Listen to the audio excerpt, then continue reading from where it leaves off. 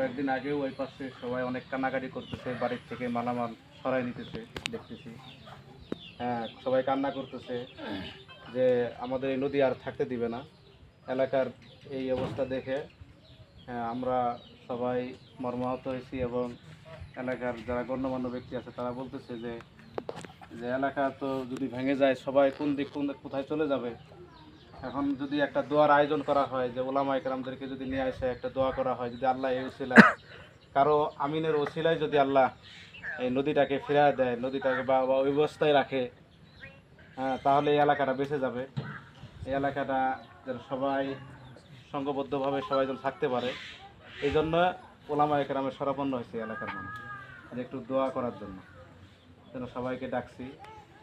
আর আমাদের এলাকার মানুষ খুব সচেতন, খুব কম, মানে এদের এত ইমান, মানে এত দুর্বল, এরা কিন্তু আল্লাহর কাছে ডাকলেই কিন্তু সব কিছু হয়। এরা মসজিদে মনে করেন অনেকেই আসতে চায় না, আলেমদেরকে ডাকলাম যে এনারা যদি আলহামদুলিল্লাহ একটু কথা বলে বোঝায় যে আসলে বিপদ আল্লাহ পাকই দেয়, বিপদ থেকে উদ্ধার আল্লাহ পাকই করে। আমরা সবাই আল্লাহ পাকের শরণাপন্ন হব। এলাকার মধ্যে যেন আলহামদুলিল্লাহ এই ইসলামের আলো যেন ছড়িয়ে পড়ে, এলাকাবাসী সবাই যেন একভাবে আমরা থাকতে পারি।